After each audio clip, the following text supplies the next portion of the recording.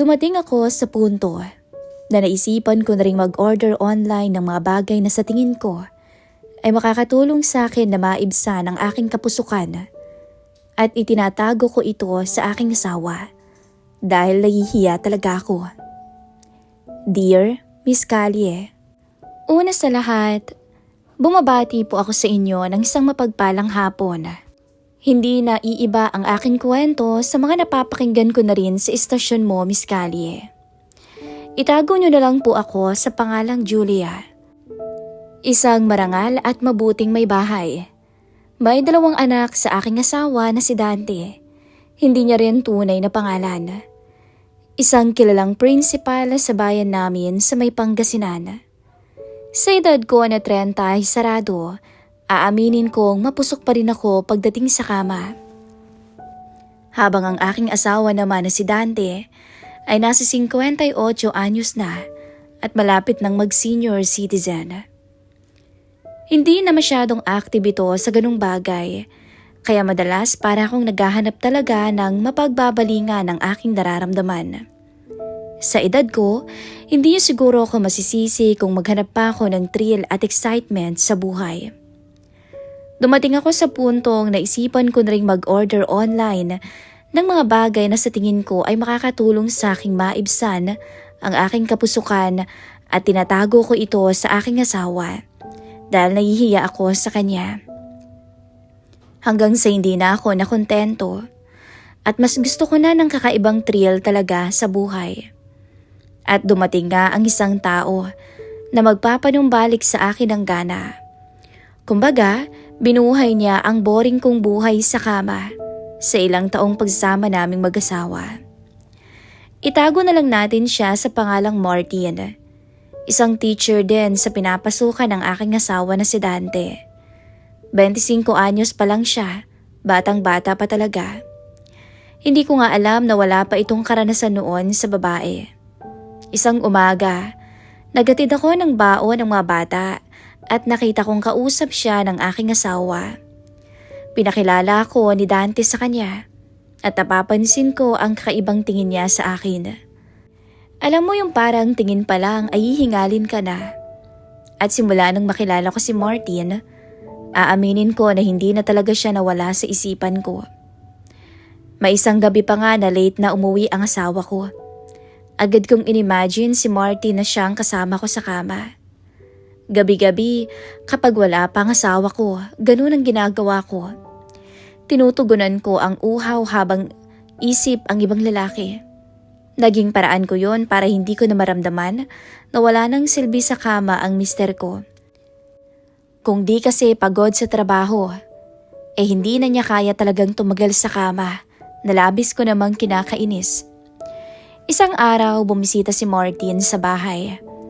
Tinanong ko siya kung may kailangan ba siya sa asawa ko dahil kakaalis lang nito kasama ang 2 mga bata. Bale, kaming 2 lang ang nasa bahay nung araw na yon. Anong sadya mo, Martin? Tanong ko at nagpipigil talaga ako sa kanya noon. Ikaw ang sadya ko talaga. Alam mo kasi, hindi na niya natapos ang sasabihin niya nang halikan ko siya. Pero nagulat na lang ako nang sumabay ito at umabot kami sa kwarto namin ng aking asawa. At doon kami nagpakasasa na parang mag-asawa. Para akong sinilaban ng buhay nang tuluyang magdikit ang mga katawan naming 2 ng aking bisita. At nakakahiyamang aminin, halos di ko na siya pakawala ng oras na yon. Maigpit kong niyakap ang mga binti ko sa bewang niya hanggang sa mapagod siya sa akin. Napakabilis ng mga pangyayari. Sa isang iglap, naibigay ko ang sarili ko sa ibang lalaki dahil sa uhaw ng aking katawan. Hindi ko pa man siya nakikilala ng lubos, ay nagpakilala na to ng husay sa kama. Nakinatuwa ko naman kahit alam kong maling-mali. Nang matapos ang lahat, agad kaming nagbihis dahil baka umuwi na ang asawa ko. At mahuli pa kami. Malapit lang kasi ang bahay namin ng kaunti sa pinapasukan nitong eskwelahan. Nagkasundo na lang kami ni Martin na pwede naman kami sa labas magkita. Basta bahala na dahil gusto kong maulit pa ang nangyari sa amin. Yun lang ang tanging naiisip ko nung mga oras na yun. Hindi pa to yung last, di ba Martin? Nahihiya pero nakangiti kong sabi habang papaalis na to sa pinto ng bahay. Lumingon pa nga to at bumalik. Sa huling sandali ng araw na yun, hinalikan niya ako ng buong husay. Nalalong naging dahilan ng pagkabaliw ko sa kanya. Basta mag-iingat lang tayo. Mahirap na, magkatrabaho kami ng asawa mo.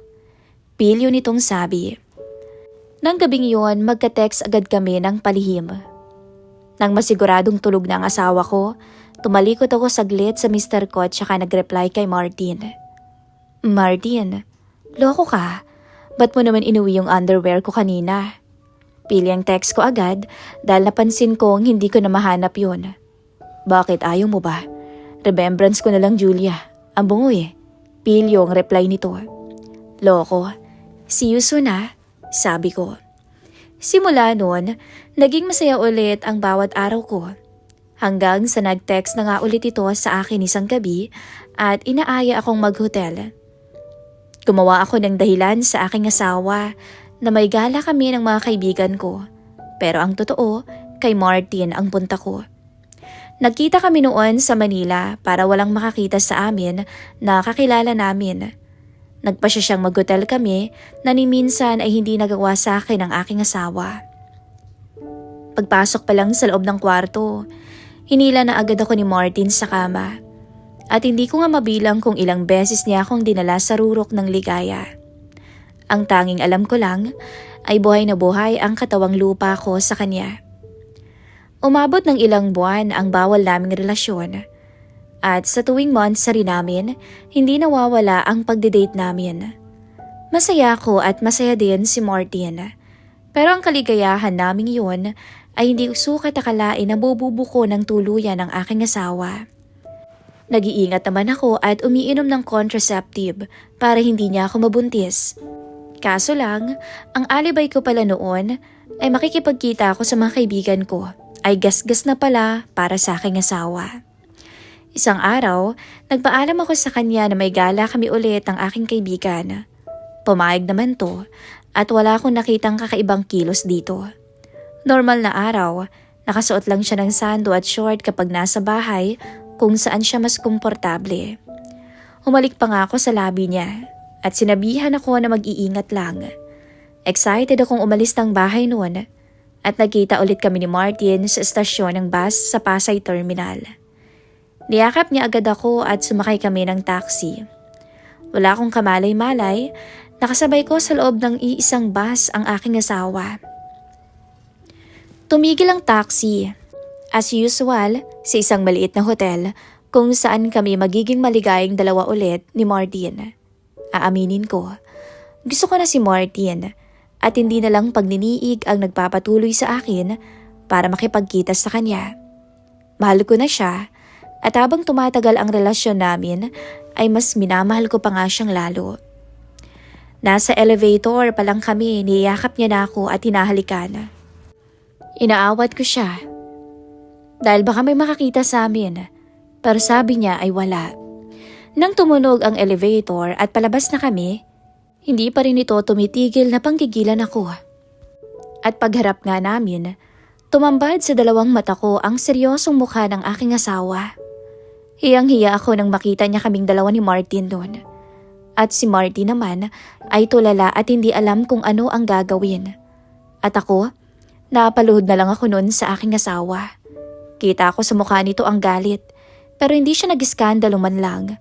Dala pa rin niya ang isang pagiging professional. Nang makalabas kami ng elevator, tinakbuhan ako ni Martin. Iniwan niya akong mag-isa na harapin ang gulo naming dalawa. Ang pagmamahal na namumuo ay gumuho sa isang iglap. Sa huli, inuwi ako ng aking asawa at sa loob ng bahay sa kauna-unahang pagkakataon na ang tahimik ko na asawa at panay bigay ng luho sa akin ay bigla na lang sumabog. Suntok at sipa ang tinamo ko sa loob ng aming kwarto, pero lahat yon tiniis ko at nagmamakaawa pa rin ako na patawarin niya ako. Doon ko napagtanto lahat ng pagkakamali ko sa aking asawa. Kulang pa ba lahat ng binigay ko sa iyo, Julia? Bakit ginagago mo ko't iniputan sa ulo sa mismong katrabaho ko pa? Sumbat nito at ako'y puro iyak na lang ang ginawa at sising-sisi sa aking nagawa. Hindi ko alam. Patawad Han, hindi na mauulit pa. Nagmamakaawang wika ko habang nakaluhod sa kanya at umiiyak. Tumayo ka dyan. Ayusin mo ang sarili mo. Hindi ka pwedeng makita ng ganyan ng mga bata. Wika nito. Blanko pa rin ang mukha niya at walang ekspresyon man lang. Matapos naming mag-usap ng aking asawa, akala ko okay na. Kasi sabay-sabay kaming kumain ng mga bata. Pero sa gabi, malamig pa rin ang pakikitungo nito. San ka pupunta? Tanong ko habang hawak nito ang unan at kumot niya. Sa sala ako matutulog. Tipid na sagot niya. Hindi na ako nagtanong at hinayaan ko na lamang siya. Alam ko naman na at nirerespeto ko ang desisyon niya. Naging ganun na nga ang setup namin, Miss Calye. Hindi na rin niya ako pinapayagan pang magpunta sa mga kaibigan ko. Makakalabas lang ako ng bahay ay kailangan sila ang kasama ko. Ilang taon kaming naging gano'n ang setup at hindi na ako umaasang magkakaayos pa kaming mag-asawa. Akala ko okay na. Sanay na akong gano'n ang setup naming dalawa. Hanggang sa napansin ko na palaging ginagabi ang aking asawa. Hindi ako nagtanong pero nang nagpaalam to sa akin, duda na ako. Dahil hindi naman niya madalas gawin to. Hindi na rin ako mapakali pa at may kung anong nagtulak sa akin na alamin ang totoo. Isang araw. At ang sakit na malaman na meron na rin siyang iba. Mas bata sa akin ng 5 taon, katrabaho rin niya. Sobrang sakit at parang gumuho ang pag-asa ko na magiging maayos pa kaming dalawa. Hindi ako nag-iskandalo at hindi ako gumawa ng gulo. Hinintay ko lang silang lumabas kahit na mag-uumaga na. Sa parking ng hotel na yon, sa bayan nagtiyaga akong maghintay. Nakatulog na nga ako sa kakaiyak. Paglabas ng aking asawa, wala na ang babae. Hindi ko alam kung saan siya nagpunta. Pero ang tanging mahalaga sa akin ay mag-usap kami ng aking asawa kung anong plano niya dahil may iba naman na siya. Bumaba ako sa kotse at nagulat pa to na naroon ako. Okay ka na? Nakaganti ka na ba? Tanong ko. Hindi siya sumagot. O nipansinin man lang ako. Basta na lamang tong pumasok sa loob ng kanyang sasakyan at agad umalis. Inis na inis ako sa pagdadman niya sa akin pero naisip ko na professional pala ang aking asawa kaya ayaw nito ng gulo. Umalis na lang rin ako at umuwi ng bahay namin na masama ang loob sa nangyari. Hindi ko lubos akalain na kayang gumanti ng aking asawa. At sa mga oras na yon, naiisip ko na makipaghiwalay. Hindi ko na naisip na kasalanan ko naman ang lahat kung bakit nagbago sa akin ang pakikitungo ang asawa ko. Kung kinalma ko kasi sana ang aking sarili at hindi natukso kay Martin, hindi sana kami umabot sa ganito. Pero habang nagdadrive ako at sinusundan ito, doon ko napagtanto ang lahat. Kung siya nga, hindi ako iniwan ng magloko ako, bakit ko naman gagawin yon? Naging magulo ang utak ko at hindi ko na alam ang gagawin ko ng oras na yon. Pagdating namin sa bahay, wala kaming imikan man lang. Nakatayo ito nang maabutan ko. Naupo siya at huminga ng malalim bago nagsalita. Sinubukan ko lang naman Han kung kaya ko. Mali ako, hindi ko pala kaya. Sagot niya. Nagulat ako sa sinabi niya at di ako makapaniwala. Sa buong gabi walang nangyari sa kanila. Imposible naman yun. Lalaking asawa ko at kahit papaano matutokso pa rin naman to. Anong ibig mong sabihin Han? Tanong ko na naguguluhan pa rin talaga. Naghahanap ng kasagutan sa mga sinasabi niya. Hindi ko kayang gawin ang ginawa mo sa akin. Kasi mahal pa rin kita, Han. Ikaw pa rin talaga. Sorry kung sinubukan ko. Pero hindi talaga. Hahawakan ko pa lang siya, hindi ko na kaya. Doon na pumatak ang luha sa mga mata ko. Hindi ko akalain na sa kabila ng ginawa ko, ay kaya pa rin ang asawa ko na magpigil. Bakit hindi mo sinubukan, Han? Tanong ko ulit. Hindi ko kaya, Han. Hindi ko kaya. Gusto ko na lang magsimula tayong muli. Ipangako mo lang sa akin na hindi ka nasasama sa iba. Sagot niya. Doon na bumuhos ang luha sa mga mata ko na kanina ko pa pinipigilan. Hindi ko akalain na mapapatawad pa ako ng aking asawa sa kabila ng kagagahang nagawa ko dito. Isang buwan ang nakakaraan ng mangyari ang kapatawaran na iyon. Inaaya niya akong mag-renewal vows. Kami-kami lang ng mga bata at muling sumumpa sa harap ng Diyos na kahit anong mangyari ay magsasama pa rin kami ng panghabang buhay. Masayang-masaya ako na nanumbalik na ang saya sa aming tahanan. Ang dating walang gana ay nagkakulay muli. Palangiti na ulit ang aking asawa at ako, mas pinakita ko pa sa kanya ang pagbabago ko. Mas naging malambing ako sa kanya.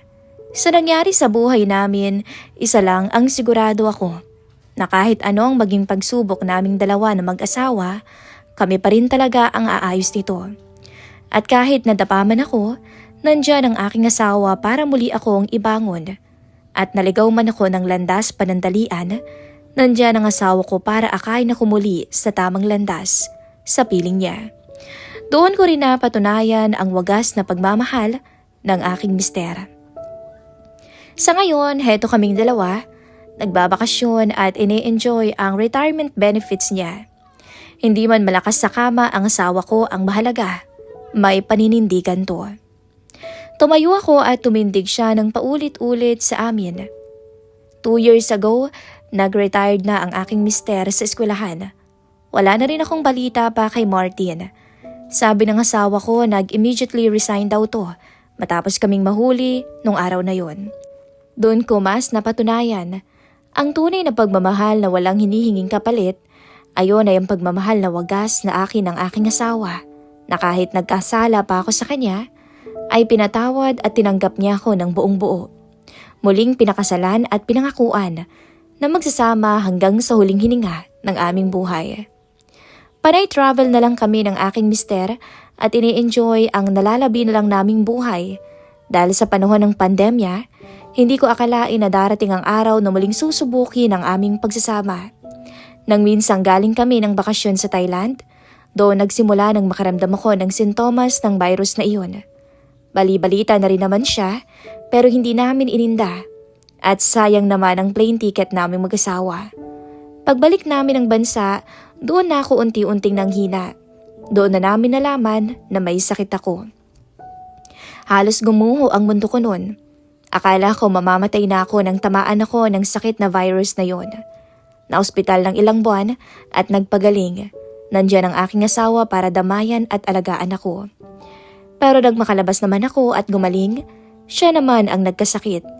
At dahil nga sa may edad na, hindi niya kinaya. At sa taong din yun, siya ay namaalam. Iniwan ako ng taong mahal na mahal ako. Ngayon po, Miss Callie, 2 taon na akong byuda, pero wala na akong balak pang mag-asawa. Ni magpaligaw ay hindi ko pinapayagan. Wala na akong ibang pinapasok sa puso ko, kundi ang masasayang alaala na lang ng aking asawa na babaunin ko hanggang sa pumanaw ako. Sa ngayon ay nakafocus na lang ako sa mga anak ko at sa mga iniwang ari-arian ng aking asawa. Hindi ko akalain na may iwan siya sa amin ng mga bata na ganung halaga. Pati sa insurance nito at savings, sa lahat ng benefits niya ay sa amin niya iniwan. Hanggang sa huling hininga niya ay hindi niya kami hinayaan ng mga bata. Sana po'y nagsilbing aral ang kwento ng aking buhay na hindi lahat ng mapusok na gawain ay papasukin. Palagi pa ring isipin kung anong tama o mali sa lahat ng gagawing desisyon. Kung ito nga ba ay makakabuti sa iyo o sa pamilya mo. Hindi madaling mabawi ang nagawang kasalanan. Hanggang dito na lang po, lubos na bumabati sa inyo muli ng isang mapagpalang hapon. Julia.